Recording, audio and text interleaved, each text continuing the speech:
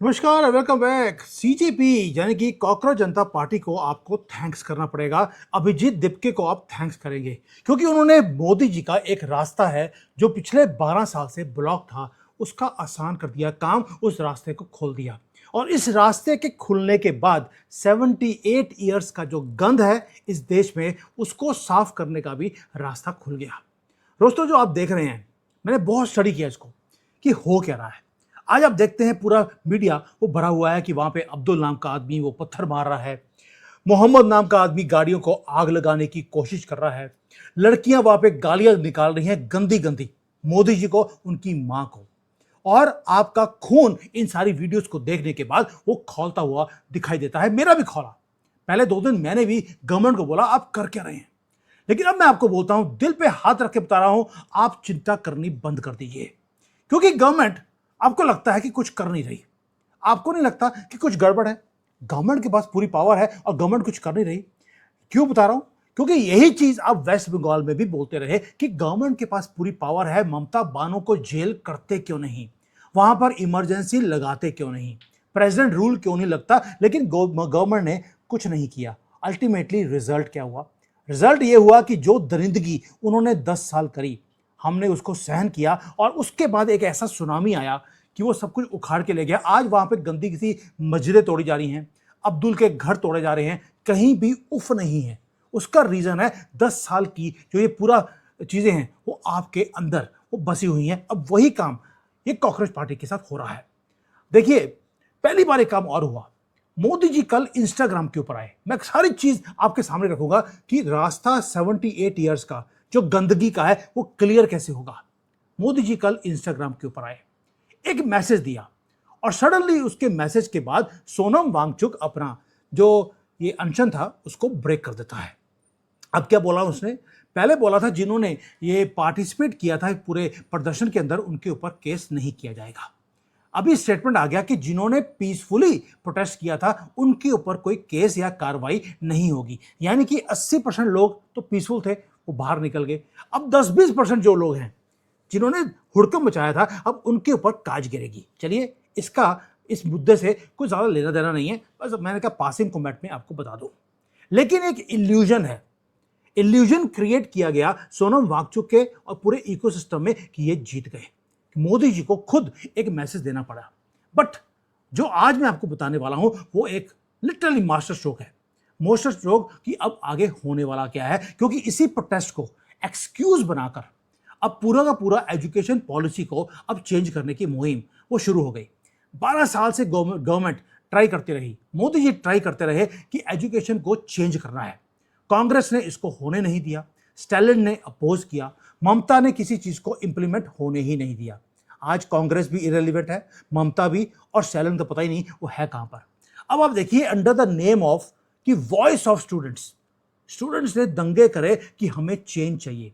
मोदी जी ये इम्पॉसिबल काम जो 78 ईयर से नहीं हुआ अब वो कर सकते हैं कि बच्चे मांग रहे हैं इनके कहने पर, और बच्चों को बोला जाएगा आपने बोला था रिफॉर्म कीजिए, लीजिए मैंने रिफॉर्म कर दिया, अब आपका रास्ता क्लियर हो गया।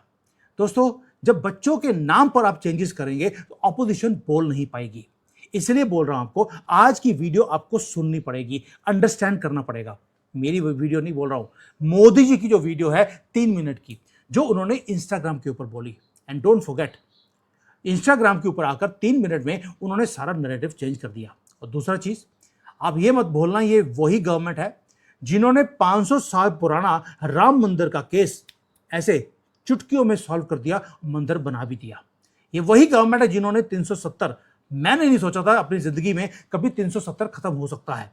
स्पेशल स्टेटस इन जाहिलों को देकर रखा था मोहम्मद नेहरू ने, हमने खत्म कर दिया। बिहार है, यूपी है, वेस्ट बंगाल है, ये वो स्टेट्स हैं जो हमारे हाथ से निकल चुके थे। गुंडा राज था यहां पर यार। आज ये सारी चीजें आप जीत चुके हैं, जिसको बोलते हैं इम्पॉसिबल काम इन्होंने करके दिया। और आज ये स्टूडेंट्स का आंदोलन है, ये भी क्रश किया जाएगा, लेकिन क्रश नहीं होगा, उससे पहले इसको यूज किया जाएगा इन्हीं के खिलाफ। अब मैं दिखाता हूं आपको वो कैसे होगा, मजा आ जाएगा आपको आज की स्ट्रेटजी गवर्नमेंट की देखकर। तो आज जो आप देखते हैं, पहले तो जो स्ट्रीट्स के ऊपर आप देख रहे हैं, ये बहुत बड़ा इल्यूजन है। इसी को जियो पॉलिटिक्स या पॉलिटिक्स बोला जाता है।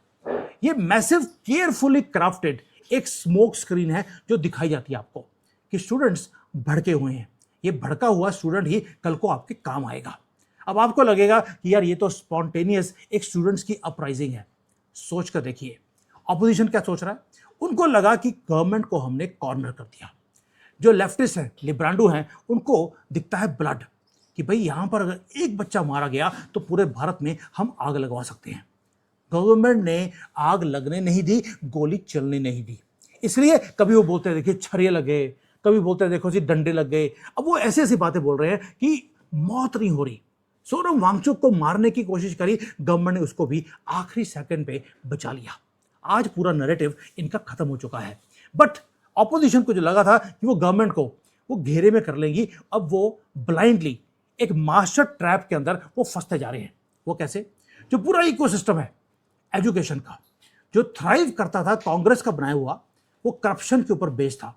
माफिया का रूल था एजुकेशन के अंदर। एंटी इंडिया नैरेटिव्स को पढ़ाया जाता था। इस सब को सिस्टमेटिकली अब डिस्ट्रॉय किया जाएगा। दोस्तों, इनको पता ही नहीं है कि आने वाला क्या है। ये जो आज गवर्नमेंट को घेरने की कोशिश कर रहे हैं, गवर्नमेंट ने इनको ऑलरेडी घेराबंदी कर दी है। दूसरी बात, जब तक मैं ये पूरी वीडियो ब्रेक डाउन करूंगा, आपको पूरा एंड गेम आपकी आंखों के सामने बिल्कुल साफ हो जाएगा। और इस बार एक सबसे बड़ा काम क्या किया जाएगा, मुझे लगता है कि जब तक आपको देश की तरक्की करनी है, आपको गांधी को मारना पड़ेगा। मैं राहुल गांधी की बात नहीं कर रहा, मैं मोहम्मद गांधी की बात कर रहा हूं, जो पढ़ाया गया हमें किताबों में कि चरखा घुमाएंगे एंड हमें जो है आज़ादी मिल गई। जब पढ़ाया जाएगा कि सुभाष चंद्र बोस, भगत सिंह, इनसे डरने के बाद ब्रिटिश यहां से चूहों की तरह भागे क्योंकि हमने विद्रोह करना शुरू किया। अब बताया जाएगा हमें यहाँ पे किताबों में कि किस तरह से मुगल जो थे, ये गंदे लोग, ये यहाँ पर आए थे हमारे यहाँ पर दरिंदगी फैलाने के लिए। असली चीजें अब पढ़ाई जाएंगी। अब मुगल जानवर थे, ये पढ़ाया जाएगा ताकि जो अगली नस्लें आए उन्हें असलियत पता हो। हमारी संस्कृति क्या है वो पढ़ाई जाएगी।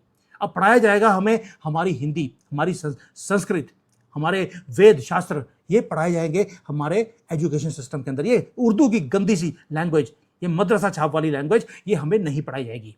प्लस स्किल बेस्ड एजुकेशन अब इंप्लीमेंट होगा। वो एजुकेशन सिस्टम नहीं जो क्रिएट करते हैं लिब्रांडोस, जो क्रिएट करते हैं ये आउट ऑफ कंट्रोल गर्ल्स, जो आप देखते हैं आजकल टीवी के ऊपर लंबी लंबी माँ बहन की गालियां मोदी जी को और उसकी माँ को निकाल रही हैं। ये बच्चियां निकली हैं इस लिब्रांडो वाले सिस्टम में से, जो क्रिएट किया गया कांग्रेस की तरफ से। अब देखिए कितनी खूबसूरती है कांग्रेस के प्लान की। आपको तो पढ़ा दिया लिब्रांडो वाला सिस्टम, और मुसलमानों की लड़कियों को और लड़कों को पढ़ा दिया मदरसा में कि कैसे इन लड़कियों को, जिसको पहले आउट ऑफ कंट्रोल बनाया गया, उसको अपने कंट्रोल में कैसे करना है। यह है खूबसूरती कांग्रेस की पूरे इकोसिस्टम की, जिसको अब डिसमेंटल किया जाएगा। कांग्रेस ने इसे डिसमेंटल नहीं करने दिया। इसलिए अब आप देखिए कि हुआ क्या। इसलिए मोदी जी, उन्होंने जो किया है वो आउट ऑफ द ब्लू है। मेन स्ट्रीम मीडिया क्या बोल रही है, मोदी जी झुक गए, डर गए, इसलिए रात के 12 बजे अंधेरे में आकर उन्होंने इंस्टाग्राम के ऊपर एक वीडियो डाला है। प्राइम टाइम के ऊपर डिबेट्स आ रही हैं, इंस्टाग्राम के ऊपर फियर दिखाया जा रहा है मोदी जी का। अब इसलिए बोल रहा हूं, एक एक ये सो कॉल्ड एक्सपर्ट्स जो पहले राष्ट्रवादी थे, आजकल वो एकदम से इन कॉकरोचों के साथ हो गए। अब आपको पता लग गया होगा कि देशभक्त कौन है और देश के अगेंस्ट कौन है। अब हो क्या रहा है, आपको अगर मोदी जी की लैंग्वेज समझनी है, आपको डिकोड करना पड़ेगा उनकी वर्ड्स को, हिडन मैसेजेस को। और ये बोला कैसे है ये देखना पड़ेगा, मोदी जी ने किस टोन में इन चीज़ों को बोला है। यही चीज़ें हैं जो मिडनाइट का वीडियो मैसेज था, वो था एक 3 मिनट का vertical reel aim straight at youth of India. 3 चीज़ें करी मोदी जी ने। पहला था, 3 रीजंस क्या हैं। पहला है, उन्होंने कंप्लीटली बाईपास किया हमारा जो बिका हुआ मीडिया है उसको, सीधा इंस्टाग्राम के ऊपर गए। उन्होंने ऑपोजिशन को भी बाईपास कर दिया, पार्लियामेंट में बात नहीं करी, उन्होंने कुछ नहीं किया, उस सीधा यूथ से बात करी। और ये तीसरा था कि जो रियल स्टेक होल्डर्स हैं वो ऑपोजिशन या मीडिया नहीं है, वो बच्चे हैं, बच्चों से सीधी बात करी है। और ये अल्टीमेट बीजेपी का प्लेबुक है। वो कैसे, ये हमेशा 10 स्टेप्स आगे रहते हैं। मोदी जी ने पहले तो ऑपोजिशन को नॉइस को क्रिएट करने दिया, मीडिया को एम्पलीफाई करने दिया, और उसके बाद एक फेटल ब्लो दे दिया इनकी पूरी स्ट्रेटजी के ऊपर एक 3 मिनट के मैसेज के अंदर। अब मैं आपसे क्वेश्चन पूछता हूं, आपको क्या लगता है ये जो प्रोटेस्ट है इसको अलाउ क्यों दिया गया कि आप कीजिए अनचेक्ड? वहां पे पत्थरों के ट्रक थे, गवर्नमेंट ने एक रात पहले दिखा दिया था, नहीं रोका गया, पुलिस को होल्ड बैक करवाया गया। ये कैलकुलेटेड एक स्ट्रेटेजिक मूव होती है। कई बार दोस्तों जहर को निकालने के लिए उसको पहले सरफेस पे लेके आने दिया जाता है ताकि पूरी बॉडी को आप क्योर कर सके। एक छोटा सा कट आपको लगाना पड़ता है। गवर्नमेंट ने डेलिबरेटली कई चीजों को करने दिया। अब ये क्या कर रहे हैं? ये जो रियल फोर्सेस हैं, जो रियल फेसेस हैं, जो हाइड कर रही हैं गटरों में इन कॉकरोचों के पीछे, उनके मास्क को उतारा जा रहा है। वो जो लोग बोलते थे स्टूडेंट वेलफेयर पे हम काम कर रहे हैं, अब दिखाया जा रहा है ये स्टूडेंट वेलफेयर नहीं, ये देश को तोड़ने का काम कर रहे हैं। अगर आप क्लोजली देखें क्राउड को जो सड़कें ब्लॉक कर रहे हैं, आपको दिखेगा कि उसमें 90% तो या अब्दुल है या मोहम्मद है। लड़कियां भी वो हैं जो 6 साल की उम्र से घर में अपने पिता से हलाला करवाती हुई वो बड़ी हुई हैं। आपको 90% वही मिलेगी एक कम्युनिटी। और ये घटिया कम्युनिटी जो मद्रसा छाप लोग हैं जिन्होंने आज तक कभी पढ़ाई नहीं करी, सिर्फ जिहाद की पढ़ाई करी है, आपको वो दिखते हैं। इनका पर्दाफाश हो रहा है। दूसरा आप देखते हैं कि जो चर्च के ये fathers and mothers and sisters हैं वो बाहर निकलनी शुरू हो गई। वो फ्यूल अप करने की कोशिश कर रही हैं इस आग को, क्योंकि इनके जो FCRA के जो लाइसेंस हैं जिससे ये धर्म को चेंज करते हैं ये बंद हो रहे हैं, इसलिए उनकी दुकानदारी बंद हो रही है। तीसरा आप देखते हैं वहां पे जो इलीगल बांग्लादेशी हैं वो वहां पर हाईजैक कर रहे हैं आपकी स्ट्रीट्स को, वो पत्थर मार रहे हैं। उन्हें मालूम है कि आगे जाकर ये इरेलीवेंट बनते जा रहे हैं। SIR ऑलरेडी लॉन्च हो रही है। इनके सित्ते भी इन्होंने फेक राशन कार्ड बनाए हुए हैं, वो इनकी जेबों से निकाले जाएंगे, इसलिए अपने वजूद को बचाने के लिए वो पत्थर मार रहे हैं। दोस्तों ये लोग अपने आप को एक्सपोज करते जा रहे हैं। ऑपोजिशन को लगा कि भाई उन्होंने अपने ये गवर्नमेंट को गिरवा सकते हैं, उन्होंने अपने स्लीपर सेल्स को, स्लीपर तो यही है जो स्लीपर से जो चप्पलें खा खाकर ये बेचारे बड़े हुए हैं। अब ये हाईली कोऑर्डिनेटेड अटेम्प्ट था गवर्नमेंट की स्टेट को, गवर्नमेंट को या देश को डिस्टेबलाइज करने का ऑन अ जियोपॉलिटिकल लेवल। इसको एक्सपोज करने के लिए आपको कई बार ये काम करने देना पड़ता है। ये हो गया। अब आते हैं ग्रैंड प्लान के ऊपर। 2 हैं ग्रैंड प्लान, एक तो गवर्नमेंट का, एक ऑपोजिशन का। जो ऑपोजिशन का जो ग्रैंड प्लान था वो तो बैकफायर हो गया। आज केजरीवाल की स्टेट के अंदर डंडे पड़ रहे हैं, वहीं के लोगों को पंजाब के अंदर, केरला में जहां पे कांग्रेस की गवर्नमेंट है वहां पर भी डंडे लग रहे हैं, लेकिन हमारी मीडिया उसको दिखाती नहीं है। आपको नहीं लगता ये कोइंसिडेंस ऐसे हो सकता है कि यहां पर नीट के लिए यहां पर दंगे हो रहे हैं, पंजाब में भी वहां पर पेपर लीक हो गया, दंगे हो रहे हैं, केरला में भी पेपर लीक हो गया, वहां पर भी दंगे हो रहे हैं, लेकिन जो दिखाया जा रहा है वो सिर्फ दिल्ली का दिखाया जा रहा है। मोदी जी को साइड पे करने का एक प्लान बनाया जा रहा है, एक बैकफायरिंग, इसी को बोलते हैं स्पेक्टेकुलर वे में। अगर आप ये पूरा का पूरा एग्जैक्ट जो डिस्गाइज है उसको देखें, जो आंसर कर रहे हैं under the disguise of answering this protest, government क्या कर रही है, एक अल्टीमेट सर्जिकल स्ट्राइक उन्होंने करने की प्लानिंग कर ली। वो कैसे? स्टूडेंट्स की डिमांड क्या थी? पहली बात यह है कि स्टूडेंट्स की डिमांड बड़ी सिंपल है, हमें एक्शन चाहिए। अब उन्हें एक्शन नहीं, उन्हें रेवोल्यूशन मिलेगा। 12 साल से वो स्टूडेंट्स बोलते रहे सिस्टम क्लीन कीजिए। अब ये थैंक्स बोलना पड़ेगा आपको कॉकरोचों को, थैंक्स टू अभिजीत दिपके। वो जो सफाई है, वो जो डिमांड थी रेवोल्यूशन क्रिएट करने की, सिस्टम को क्लीन करने की, वो अब होगी, जो कांग्रेस ने और बाकी सारी ऑपोजिशन ने नहीं होने दी। अब रूथलेस एक ओवरऑल होगा हमारे एजुकेशन सिस्टम का। एग्जाम्स को एब्सोल्युटली लीक प्रूफ वो बनाया जाएगा। ये जो दुकानदारी कांग्रेस ने क्रिएट करी थी मल्टी करोड़ की कोचिंग सेंटर्स की, माफियाज की, अब इसे शट डाउन किया जाएगा परमानेंटली। एजुकेशन माफिया को अब टॉलरेट ना तो बच्चे करेंगे ना ही गवर्नमेंट करेगी। और ये जो कंट्रोल है इसको मिलेगा गवर्नमेंट को कंट्रोल, इसको क्रश करने के लिए, इस सारी मैनेज को एलिमिनेट करने के लिए। किस नाम पर? कि बच्चे दुखी थे, उन्होंने बोला हमें सफाई चाहिए, हमने बच्चों की बात सुनकर हमने सफाई कर दी। अब आप सोच के देखिए, जब ये स्टेटमेंट को यूज किया जाएगा, क्या राहुल गंदगी इसको अपोजिशन पे अपोज कर सकेगा पार्लियामेंट के अंदर? क्या कोई इस बिल को रोक सकेगा? And something even bigger is going to happen behind the scene. वो क्या है, या मैं कहूंगा ऑलरेडी होना शुरू हो गया। Something which nobody is talking about. जो एक हिंदू स्कूल्स हैं उन्हें सिस्टमेटिकली क्लोज करवाया जा रहा है, उन्हें टारगेट किया जा रहा है पूरे देश के अंदर। अब जो पहले फोर्सफुली या पॉलिसीज ही ऐसे बनाई गई कि या तो हिंदू स्कूल खुले नहीं, और खुले तो वो खुलने के बाद इतने ज़्यादा लॉस में आ जाए वो खुद ही बंद कर जाए। जो लेफ्टिस्ट इकोसिस्टम है उसने ये सारा सिस्टम बनाया ही ऐसे है कि टेक्स्ट बुक के अंदर इनकी पढ़ाई जो ये पढ़ाना चाहते हैं हमें कि उर्दू बड़ी ग्रेट मीठी लैंग्वेज है, मीठी है, लेकिन उसके बाद हाथ में छुरा भी है, ये हमें नहीं पढ़ाया गया।